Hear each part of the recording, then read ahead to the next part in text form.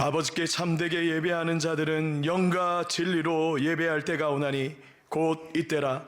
아버지께서는 자기에게 이렇게 예배하는 자들을 찾으시느니라. 하나님은 영이시니 예배하는 자가 영과 진리로 예배할지니라. 아멘.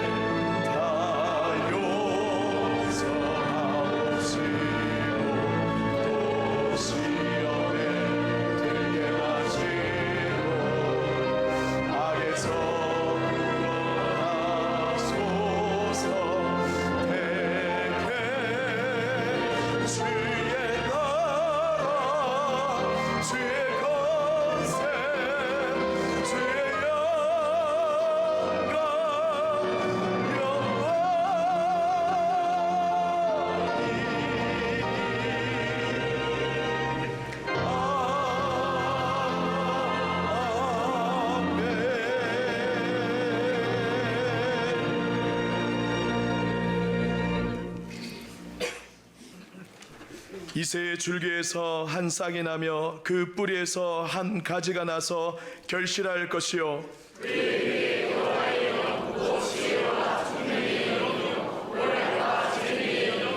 지식과 여호와를 경외하는 영이 강림하시리니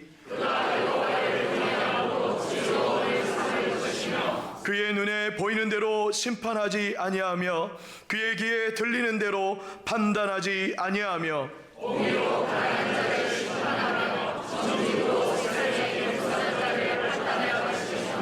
그의 입의 막대기로 세상을 치며 그의 입술의 기운으로 악인을 죽일 것이며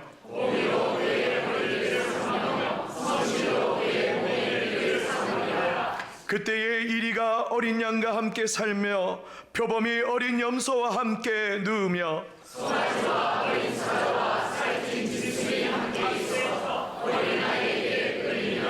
암소와 곰이 함께 먹으며 그것들의 새끼가 함께 엎드리며 사자가 소처럼 풀을 먹을 것이며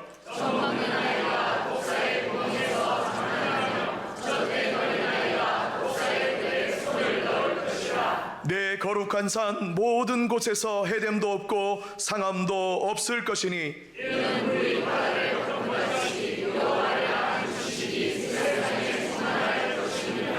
그날에 이새의 뿌리에서 한 싹이 나서 만민의 기치로 설 것이요 열방이 그에게로 돌아오리니 그가 거한 곳이 영화로우리라. 아멘. 나는 전능하신 아버지 하나님 천지의 창조주를 믿습니다. 나는 그의 유일하신 아들 우리 주 예수 그리스도를 믿습니다. 그는 성령으로 잉태되어 동정녀 마리아에게서 나시고 본디오 빌라도에게 고난을 받아 십자가에 못 박혀 죽으시고 장사된 지 사흘 만에 죽은 자 가운데서 다시 살아나셨으며 하늘에 오르시어 전능하신 아버지 하나님 우편에 앉아 계시다가 거기로부터 살아있는 자와 죽은 자를 심판하러 오십니다. 나는 성령을 믿으며 거룩한 공교회와 성도의 교제와 죄를 용서받는 것과 몸의 부활과 영생을 믿습니다. 아멘.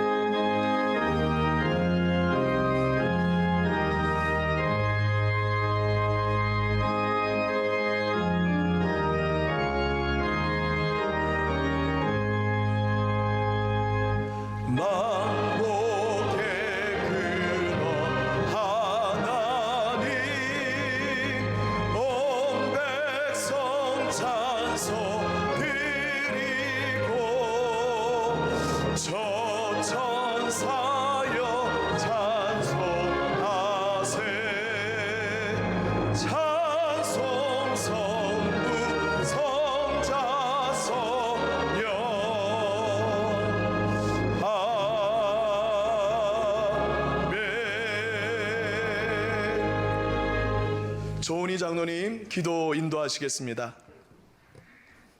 사랑과 은혜가 풍성하신 하나님 아버지, 이 거룩한 주일 저희를 주님의 몸된 교회로 불러주시고 다시 오실 주님을 기다리는 대림절, 우리 주 예수 그리스도를 더욱 알게 되기를 소망하는 간절한 마음으로 예배하게 하심을 감사드립니다. 하나님 아버지, 주님을 참 잘 안다고 여겨온 교만을 회개하오니 우리의 심령을 다시 밝혀주셔서 어둠 속에서도 흔들리지 않는 믿음을 주옵소서. 언제나 함께하시는 하나님, 저희가 주님을 알고 있다는 것이 머리에만 머물러 있는 지식이 아니라 가슴으로 만나 삶의 의미를 품은 지성이 되게 하옵소서. 이 지성이 십자가 사랑을 만나 반려되어 삶의 지혜로 숙성되게 인도해 주옵소서. 그래서 이 어둡고 충분히 행복하지 못한 일상의 삶 속에서 주님의 뜻인 하나님을 사랑하고 이웃을 사랑하는 참된 지혜로 살아가도록 역사해 주시옵소서.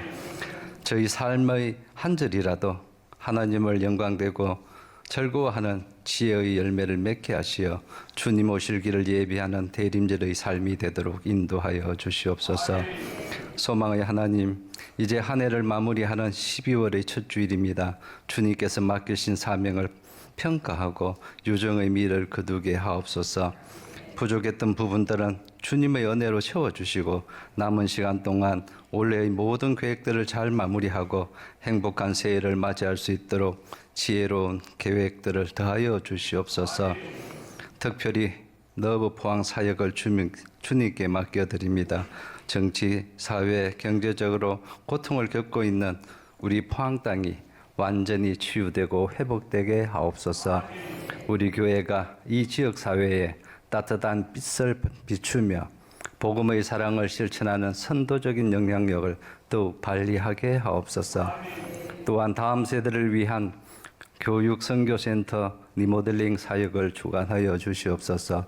모든 재정과 완공 후의 운영 과정에도 주님께서 함께 하시어 저희 자녀들이 이 교육 선교센터를 통해 하나님 사랑, 이웃 사랑으로 숙성된 성숙한 지혜를 겸비한 글로컬한 주님의 일꾼으로 굳건히 세워지게 하옵소서.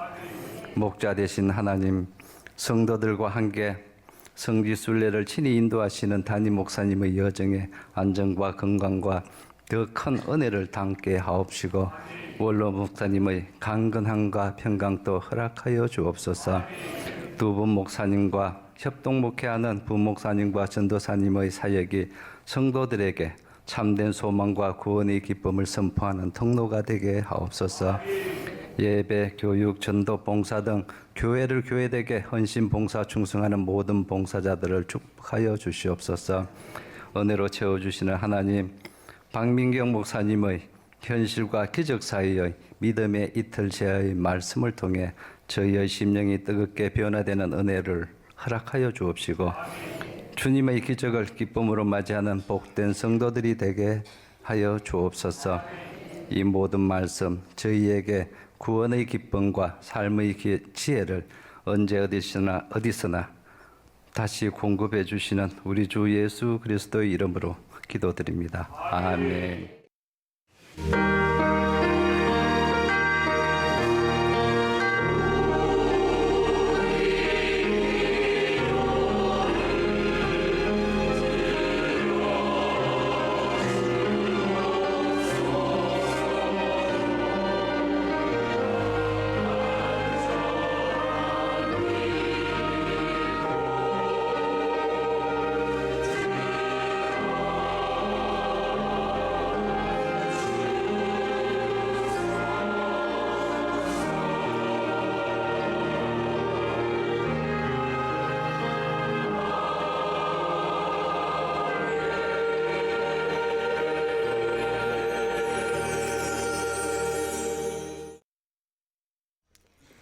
오늘 우리에게 주시는 하나님의 말씀을 받겠습니다. 요한복음 11장 1절부터 6절까지입니다. 신약 165쪽입니다.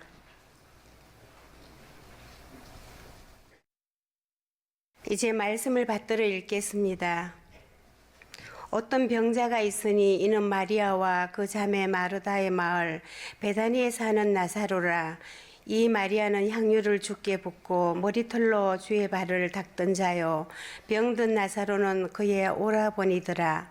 이에 그 누이들이 예수께 사람을 보내어 이르되 주여 보시옵소서, 사랑하시는 자가 병들었나이다 하니 예수께서 들으시고 이르시되 이 병은 죽을 병이 아니라 하나님의 영광을 위함이요 하나님의 아들이 이로 말미암아 영광을 받게 하려 함이라 하시더라. 예수께서 본래 마르다와 그 동생과 나사로를 사랑하시더니 나사로가 병들었다 함을 들으시고 그 계시던 곳에 이틀을 더 유하시고. 아멘. 사랑과 은혜가 풍성하신 하나님, 대림절 둘째 주일 하나님의 전에 나와 예배 드릴 수 있도록 인도해 주심에 감사드립니다. 주님, 우리 가운데 임재하셔서 주님의 은혜와 사랑을 깊이 깨닫게 하시고 닫힌 마음이 열리며 성령의 충만함을 누리는 복된 시간들이 되게 하여 주옵소서. 사랑의 주님, 한 주간 우리의 삶을 인도하시고 건강과 평안을 허락하신 은혜에 감사드리며 정성을 다해 예물을 올려드립니다.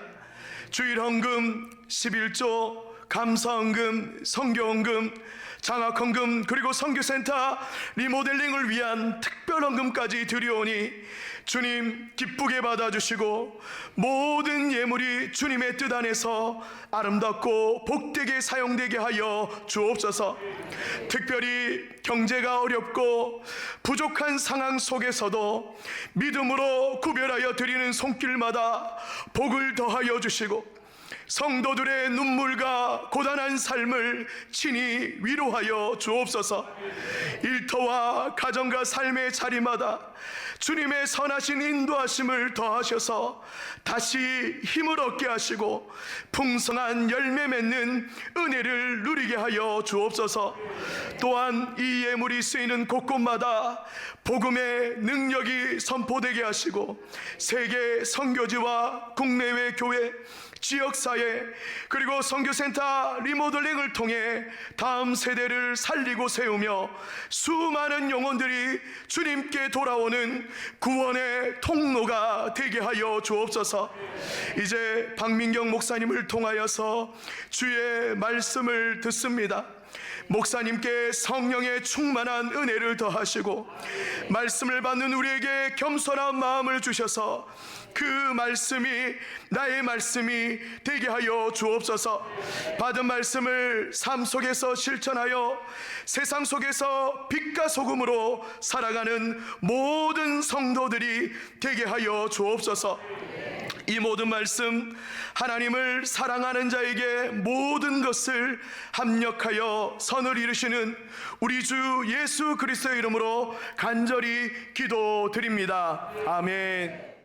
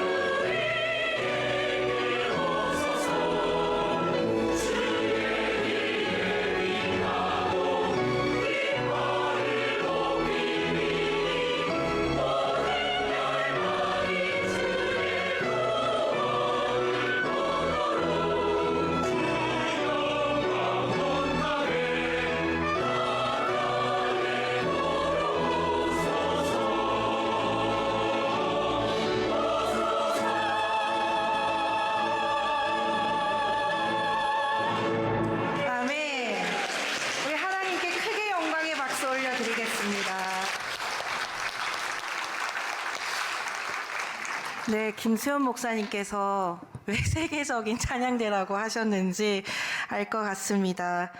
시온 찬양대를 옆에서 듣는 건 이런 느낌이네요. 네, 이렇게 오랫동안 사역해봤지만 그 3부 예배를 드린 건 한 번밖에 없거든요. 놀랍습니다. 마음이 활짝 열리는 마음입니다. 오늘 특별한 은혜가 있는 주일 될 수 있기를 축복합니다. 저는 느닷없는 은혜 이 말을 참 좋아합니다. 우리가 신앙생활을 하다 보면 때때로 작정해서 은혜를 받고자 해서 하나님 앞에 나올 때가 있지 않습니까? 금식을 할 때도 있고요. 그리고 새벽 예배를 깨우고 부흥 집회에 나오기도 하고 일정한 시간을 정해서 하나님 앞에 간절히 나아가는 그렇게 은혜를 사모하면서 나아갈 때가 있습니다. 그런데 어떤 교수님이 그러시더라고요. 한국의 그 성도님들을 대상으로 조사를 했더니 도대체 은혜는 언제 받냐 이렇게 조사를 했다라고 합니다. 우리 인생을 가장 강력하게 붙잡은 은혜는 이렇게 우리가 작정하고 또 하나님 앞에 나아갈 때 은혜를 받기도 하지만 대부분의 성도님들은 느닷없이 어느 날 갑자기 느닷없는 은혜를 누렸다라고 답변했다라고 합니다. 그렇게 준비된 가운데서 나아가도 분명히 은혜가 있지만 전혀 계획하지 못한 순간에 그 은혜라는 것이 느닷없이 찾아올 때가 있습니다. 문득 운전을 하다가요. 평범하게 시장을 보다가요. 가족들과 식사를 하다가 담임 목사님께서 성지순례 간지 모르고 주일 예배에 나와서 실망할 뻔했는데 이런 날 특별한 은혜가 임하는 줄 믿습니다. 오늘 그런 느닷없는 은혜가 우리 모두에게 있을 수 있기를 축복합니다. 오늘은 말씀을 열면서 이렇게 인사하면 좋겠습니다. 손을 꼭 잡아주시고요. 그리고 벌써 잡지 마시고 하이파이브도 하시고 또 혼자 인사하고 싶은 분들은 마음을 다독이면서 위하여 이렇게 인사해 보는 겁니다. 우리 해볼까요? 시작. 위하여. 네, 시온이 제일 적극적입니다. 무언가 잔을 들고 외쳐야 될 것 같은 말입니다. 위하여 이 말은요. 연말이 되고 또 직장 생활을 하시는 분들은 건배사, 이 위하여에 대해서 많이 들어보셨을 것입니다. 그런데 사실 이 위하여라는 말은 건배사로 치부하기에는 너무 아까운 말입니다. 이 위한다라는 말은 성경에서 하나님의 마음을 대변할 때 이 위한다라는 말을 쓰기 때문입니다. 우리 로마서 8장 31절로 32절 말씀인데요. 우리 함께 말씀을 보도록 할까요? 그런즉 이 일에 대하여 우리가 무슨 말 하리요? 만일 하나님이 우리를 위하시면 누가 우리를 대적하리요? 자기 아들을 아끼지 아니하시고 우리 모든 사람을 위하여 내주신 이가 어찌 그 아들과 함께 모든 것을 우리에게 주시지 아니하겠느냐. 아멘. 로마서 8장 말씀에는 이 위한다라는 하나님이 우리를 위하신다라는 말을 2번이나 반복하고 있습니다. 우리를 위하시기 때문에 우리를 대적할 자가 없고 우리를 무너뜨릴 자가 없다라고 기록하고 있습니다. 하나님이 우리를 위하시기 때문에 그 위대한 사랑을 가지고 이 땅에 오셨다라고 말씀하십니다. 맞습니다, 여러분. 하나님이 우리를 위하십니다. 계속해서 시편 118편 6절 말씀을 함께 읽어볼까요? 여호와는 내 편이시라 내가 두려워하지 아니하리니 사람이 내게 어찌할까. 아멘. 이 여기에서 내 편이시라 이 말은 하나님이 우리를 위하신다라고 할 때 그 위하신다와 똑같은 단어를 사용하고 있습니다. 그래서 원어 그대로 번역을 하면 여호와께서 우리를 위하고 계신다로 번역할 수 있습니다. 이것 또한 맞습니다. 하나님이 우리의 편이 되어 주십니다.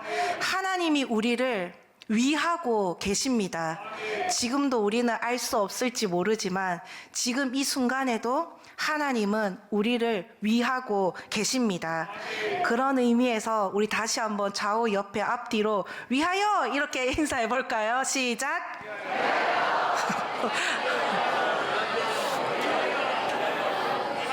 아멘. 하나님이 우리를 위하고 계십니다. 우리가 지금 서로 위하여라고 인사하고 스스로에게도 다독이면서 위하여라고 이야기를 했지만 사실 일상생활에서 우리 한 해를 돌아보면 하나님의 부재에 대해서 느낀 날이 얼마나 많은 줄 모릅니다. 여러분 올 한 해 어떠셨습니까?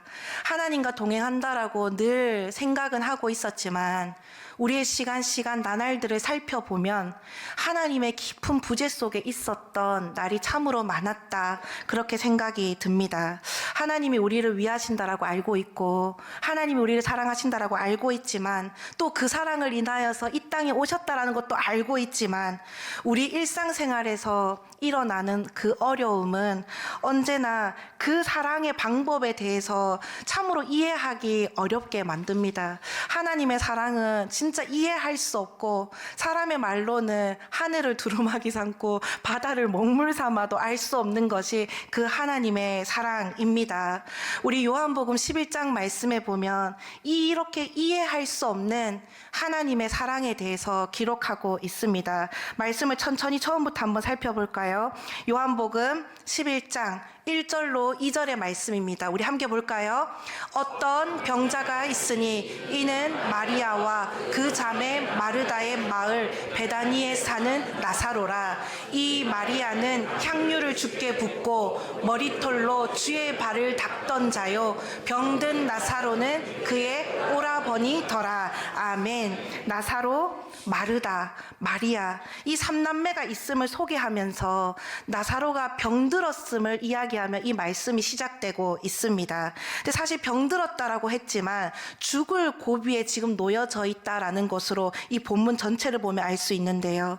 근데 이 가족은 아주 예수님과 특별한 관계에 놓여 있는 그러한 가족이었습니다. 오늘 본문 속에서도 예수님과 그렇게 특별하고 애정과 신뢰가 관계에 있었다는 것을 본문에서 드러나고 있는데요. 우리 요한복음 11장 3절 말씀 우리 함께 볼까요?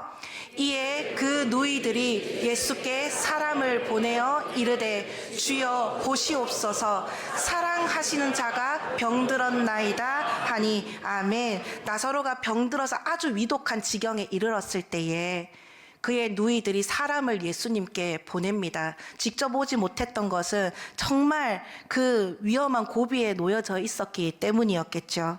그 예수님을 찾아와서 이야기합니다. 예수님이 사랑하시는 자 나사로가 병들었습니다 라고 이야기합니다.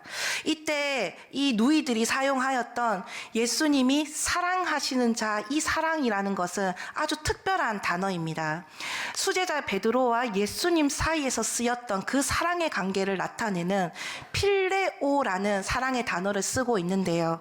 이 단어는 아주 가까운 사이, 아주 친밀한 사이, 아주 특별한 우정을 나누는 사이, 그럴 때에 이 필레오라는 단어를 사용하고 있기 때문에 이 가정과 예수님과의 관계가 얼마나 특별한지 이 말에서 알 수 있습니다. 그러니까 11장 3절 말씀을 보면 다른 말로 표현을 하자면 예수님의 가장 가깝고 또 특별하면서도 아주 깊은 애정이 있는 그 나사로가 이제 죽을 고비에 있습니다 라는 말과 동일하다는 말입니다. 그런데 예수님께서도 이를 인정하면서 말씀하십니다. 예수님도 아주 특별한 사이이고 이 가정과는 깊은 사이임을 부인하지 않으십니다. 아니 오히려 너희가 말하는 이 필레오와는 차원이 다른 사랑으로 내가 그 가정을 사랑한다라고 말씀을 하십니다. 그들이 생각한 것보다 더 크고 더 놀랍고 아주 특별한 사랑으로 사랑하고 있음을 예수님께서 말씀을 하시는데요. 우리 요한복음 11장 5절 말씀입니다. 우리 함께 볼까요? 예수께서 본래 마르다와 그 동생과 나사로를 사랑하시더니 아멘. 우리 색깔 있는 부분만 한번 이어서 읽어볼까요? 본래 사랑하시더니 아멘. 두 자매는 그저 깊은 우정의 관계, 특별한 사이, 가까운 사람, 이 정도의 필레오라는 단어를 사용했지만 아니요, 예수님은 그것으로 만족하지 못했습니다. 그것을 뛰어넘는 이 가족을 얼마나 사랑하는지 예수님께서 말씀하시는데요. 이때 썼던 단어가 아가페라는 아가파오라는 단어를 쓰고 있습니다. 본래 사랑했다 이 말을 번역하면 아가페라는 단어인데요. 내가 무조건적으로 사랑한다. 내가 생명 다해 사랑한다. 내가 죽을 만큼 그 가정을 사랑한다. 이 단어를 바로 예수님께서 직접 쓰시면서 이 가족이 얼마나 특별한지 말씀하십니다. 임신한 분들을 옆에서 종종 보면 참으로 놀랍다라는 생각을 합니다. 이미 형체가 생기기 전부터 그 뱃속의 아기를 위해서 생명을 다할 것이고 존재 자체를 다할 것이고 무조건 사랑하기로 작정하지 않습니까?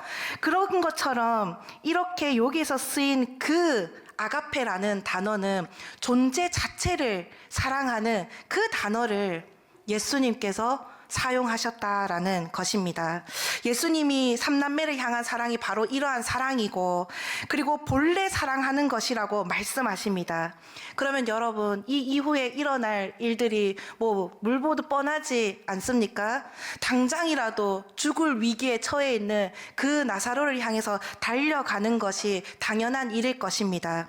지금 여러분들이 이 예배 보는 와중에 가족 중에 갑자기 누가 죽을 위기에 놓였고 갑자기 큰 사고를 당했다라는 소식을 들었다라고 가정해 봅시다. 여기에서 이렇게 평온하게 예배를 드릴 수 있는 사람이 뭐 누가 있겠습니까? 당장이라도 자기 짐을 싸서 내 가족에게로 달려가는 것이 그 아가페의 사랑이지 않겠습니까? 가장 좋은 약을 찾을 것 같아요. 가장 좋은 병원을 찾을 것 같습니다.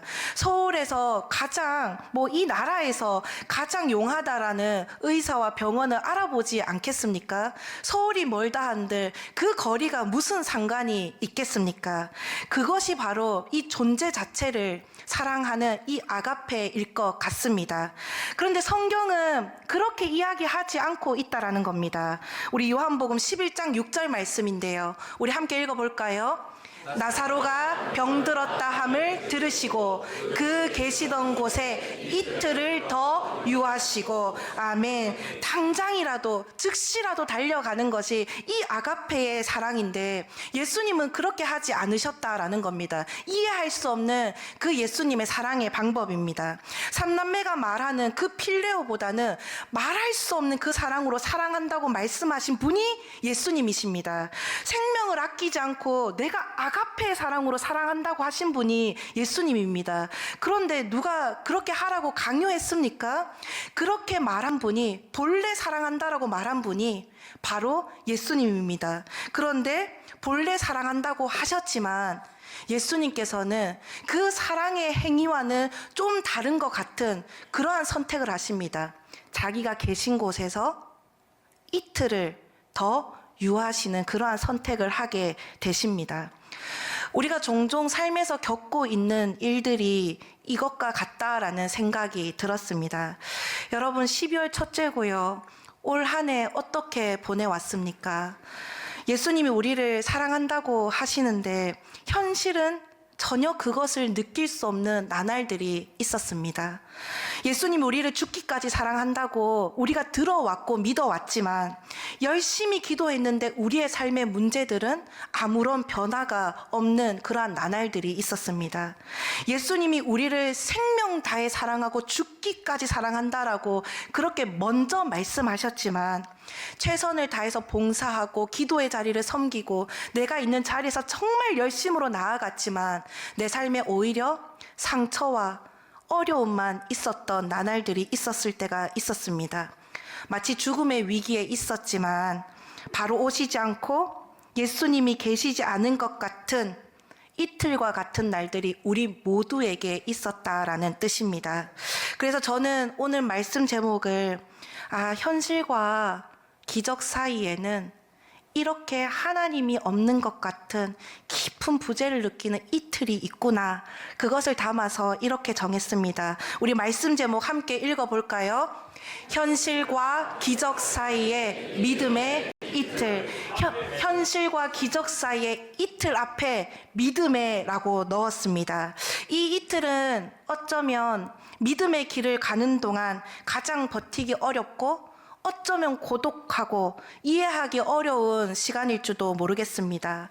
이루 말할 수 없는 슬픔을 당한, 또 예기치 못한 질병을 당한 그러한 성도님들을 대할 때마다 목회자로서 가장 많이 듣는 말이 이 말인 것 같습니다. 아니, 하나님이 살아계시기는 하십니까?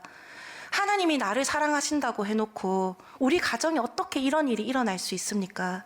내게 어떻게 이런 질병이 일어날 수 있습니까? 내게 왜 이런 아픔이 올 수 있습니까? 이러한 이야기를 목사로서 가장 많이 듣는 것 같습니다. 어쩌면 오늘 이 주일 예배를 나온 우리 성도님들 중에도 지금 그렇게 하나님의 깊은 부재를 느끼는 이틀 속에 있는 계신 분들이 있을 것입니다. 가정 문제로요. 매여 있는 사업의 문제로요. 자녀의 문제로, 풀리지 않는 관계의 문제로 각자의 주님의 깊은 부재를 느끼고 있는 그러한 분들 말입니다. 오늘 본문 말씀이 그것을 이야기하고 있습니다. 계속해서 말씀을 보면요, 이 예수님이 계시지 않는 그 깊은 부재 속에 있는 이 기간 동안 정말 최악의 상황으로 이 일이 치닫고 있다는 것을 알 수 있는데요. 우리 말씀 한번 볼까요? 요한복음 11장 17절의 말씀입니다. 함께 읽습니다.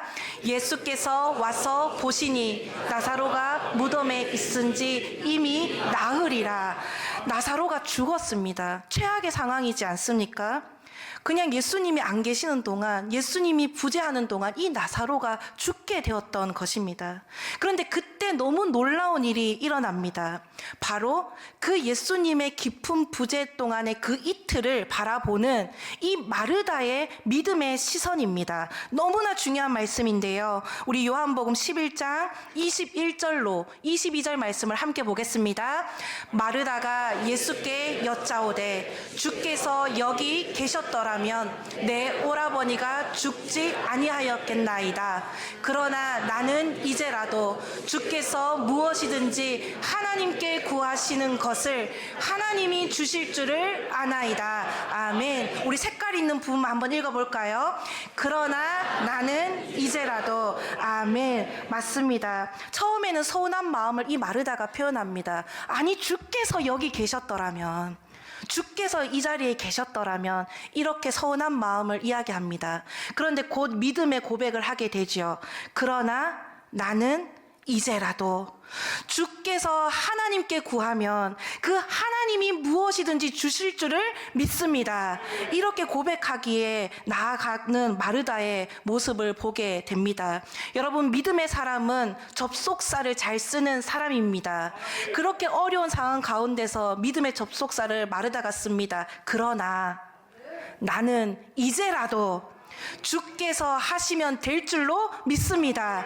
이것이 마르다의 고백입니다. 우리에게 이러한 믿음 있기를 원합니다. 이 믿음의 고백이 어떠한 결과를 가지고 옵니까? 이 고백을 들은 예수님께서 나사로의 무덤 앞에 서십니다. 그리고 이렇게 말씀하십니다. 우리 요한복음 11장 43절의 말씀인데요. 같이 한번 읽어볼까요? 이 말씀을 하시고 큰 소리로 나사로야 나오라 부르시니. 아멘. 우리 다시 한번 마음을 모아서 읽어볼까요?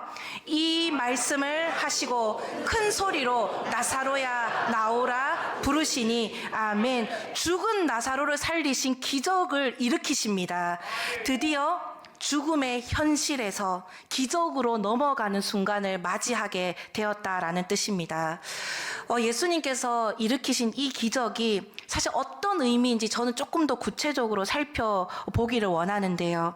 원래 신약 성경은 헬라어라는 언어로 기록이 되어 있습니다. 그런데 이 헬라어로 기록된 이 성경을 구약에 쓰인 히브리어로 번역한 성경도 있습니다.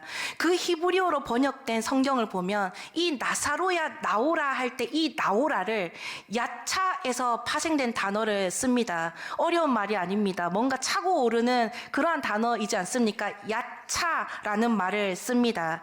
그런데 이스라엘 사람들을 붙잡고 열의 10사람이면 이 야차를 말하면 성경 하나를 떠올립니다. 그 성경이 무엇이냐면 바로 출애굽기입니다. 이 이스라엘 사람들에게 야차를 이야기하면 이 출애굽기 말씀을 떠올리는데요. 이 동사 야차가 출애굽기에 반복해서 나오기 때문입니다. 몇 가지만 한번 살펴볼까요?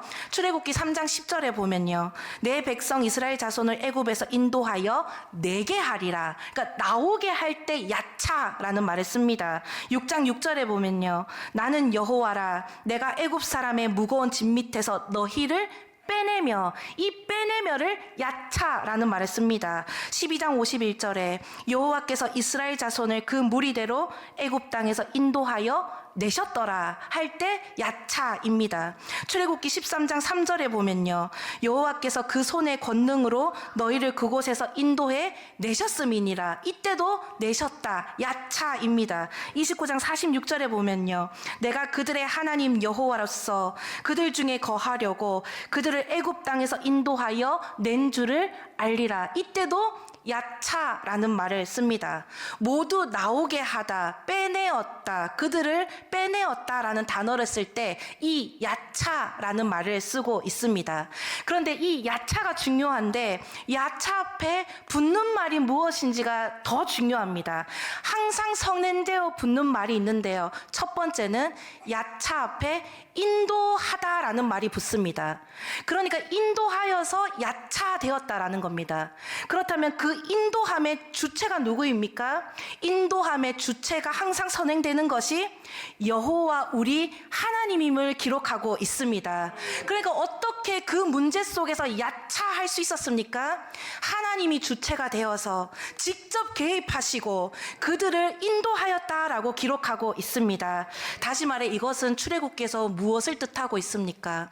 그들이 애굽 땅에서 종되었을 때에, 노예로 있었을 때에, 깊은 환란과 고통 속에 눈물 흘릴 때에 하나님께서 주체가 되셔서 직접 개입하시고 그곳에서 나오게 하셨다라는 뜻입니다.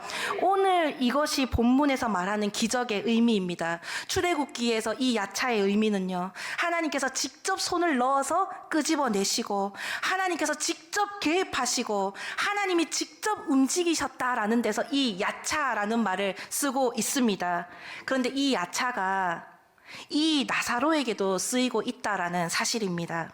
그러니 오늘 본문 말씀에서는 이 야차를 어떻게 이해할 수 있을까요? 먼저 예수님께서 주체가 되십니다. 예수님께서 주체가 되셔서 그 무덤, 그 문제의 자리, 죽음의 자리 앞까지 예수님께서 직접 오셨음을 의미하십니다. 예수님께서 직접 가로막혀 있던 그 문제, 그 돌을 옮기셨음을 의미합니다. 예수님께서 직접 기적이 필요했던 그 이름 나사로를 직접 부르십니다. 예수님께서 직접 그 죽음 속에 있던 나사로를 직접 살리십니다. 예수님께서 주체가 되어서 사람의 힘으로 할 수 있는 일이 아니라요. 하나님께서 직접 개입하셔서 그 일을 기적으로 만들었다는 사실입니다. 이것이 야차의 기적이고 이 야차의 기적이 우리 모두에게 있을 수 있기를 축복합니다. 여러분, 하나님이 부재한 것과 같은 이틀 속에 여전히 계시는 분이 계십니까? 우리 주님이 직접 개입하시는 그 야차의 기적까지 믿음의 이틀로 보낼 수 있는 그러한 믿음이 있기를 축복합니다. 현실과 기적 사이의 이틀을 그저 이틀로 보내지 마시고 믿음의 이틀로 보내시기를 바랍니다. 견디시기를 바랍니다. 우리 주님께서 직접 그 문제에 개입하셔서 그 문제를 직접 해결해 주시리라 믿습니다. 그런데 이 기적의 시작은 어디에서부터 시작이 되었을까요? 바로 마르다의 고백입니다. 그러나 이제 나는 이제라도, 이 고백에서 시작된 것입니다. 그러나 나는 이제라도 주께서 하시면 하나님께서 주실 줄을 믿습니다. 이 고백에서 야차의 기적이 이루어지고 있음을 알 수 있습니다.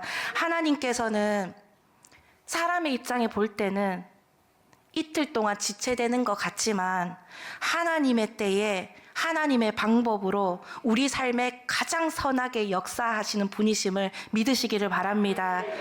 사실 오늘 이 설교는 1월 달에 저희 고등부 친구들과 나누었던 말씀이고 제가 담당하는 여전도회에 가서 나누었던 말씀입니다. 제 평생에 앞으로 이 주일 강단에 설 수 있는 날이 얼마나 있겠습니까? 제가 얼마나 많은 말을 하고 싶었겠어요. 다음 주면 리모델링 완공식인데 얼마나 기적 같은 일인지 왜 말하고 싶지 않았겠습니까? 12월 달에 봉사도 하고 또 러브 포항도 하고 있는데 이것이 우리의 사명입니다. 왜 말하고 싶지 않았겠습니까? 그런데 한 해를 마무리하는 이 12월 첫 주에 1월 달에 했던 이 말씀이 또 기억이 나더라고요.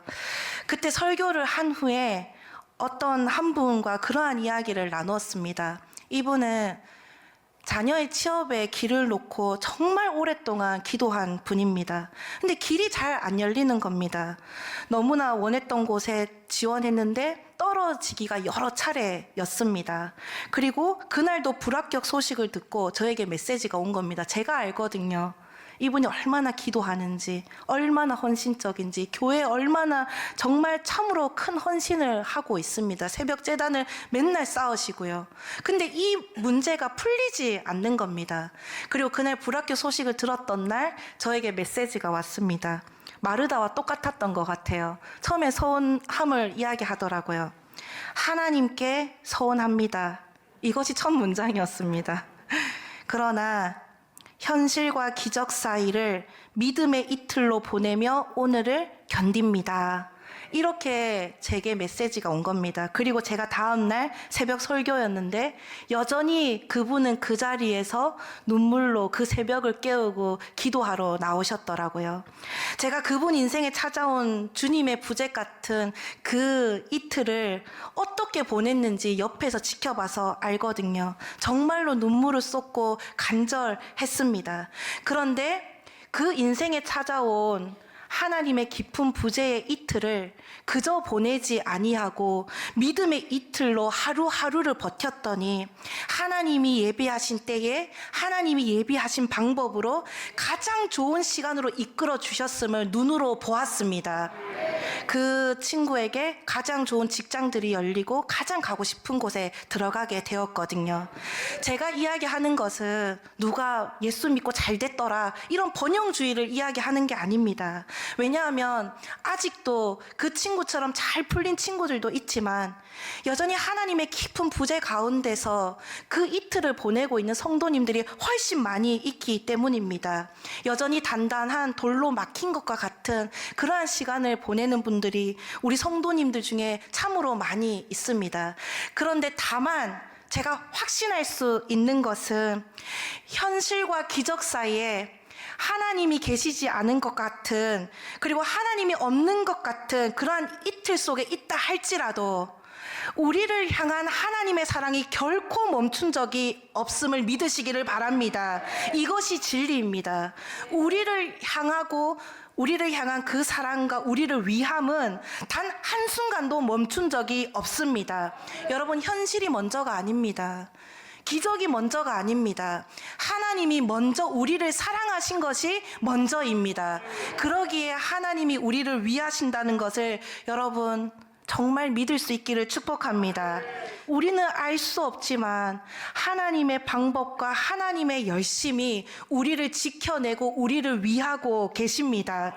현실과 기적 사이의 이틀, 그 이틀을 하나님의 때가 올 때까지 우리 그런 믿음으로 지켜내는 성도님들 되시기를 바랍니다. 하나님이 우리를 사랑하시고 위하신다라는 그 전제 속에 그 하나님의 깊은 부재가 느껴진다 할지라도 그러나 나는 이제라도 주님께서 하시면 될 줄로 믿습니다. 이러한 고백을 가지고 끝까지 견디시고 또한 하나님이 직접 개입하시는 야차의 기적까지 누릴 수 있는 우리 성도님들 될 수 있기를 축복합니다. 기도하겠습니다. 하나님 아버지, 오늘 우리에게 하나님이 우리를 위하시며 우리의 편이 되어 주시며 우리를 사랑하신다는 것을 분명하게 말씀해 주심을 감사드립니다. 때때로 우리의 삶에 하나님이 계시지 않은 것 같은 현실과 기적 사이의 이틀을 지나갑니다. 그러한 현실 가운데 있다 할지라도, 그러나 나는 이제라도 주께서 무엇이든지 하실 줄 믿습니다. 이 고백을 끝까지 놓지 않는 믿음의 성도님들 다 되도록 인도하여 주옵소서. 그리하여 현실과 기적 사이의 이틀을 믿음의 이틀로 견뎌내어 하나님의 때에 하나님의 방법으로 역사하시는 하나님의 야차의 기적을 우리 모두 경험하도록 인도하여 주옵소서. 우리를 위하여 이 땅에 오신 우리 구주 예수 그리스도의 이름으로 기도드립니다. 아멘. 이번 파송 찬양은 그런 하나님의 때를 기대하며 고백하는 찬양입니다. 이 때를 위함이라. 우리 함께 일어나서 파송 찬양 함께 하겠습니다.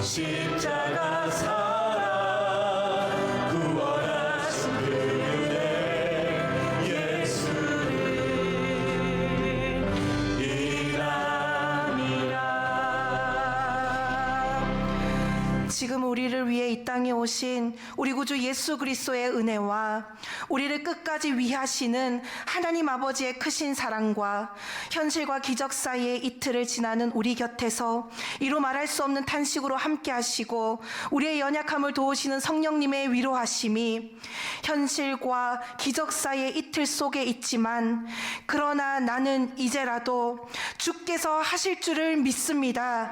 고백하며 믿음의 이틀을 통과하는 사랑하는 포항중앙교회 성도님들 머리 위에, 가정과 기업, 우리 다음 세대 위에, 이스라엘 성지순례 여정 위에 이제로부터 영원까지 항상 함께 하시기를 간절히 축원하옵나이다. 아멘.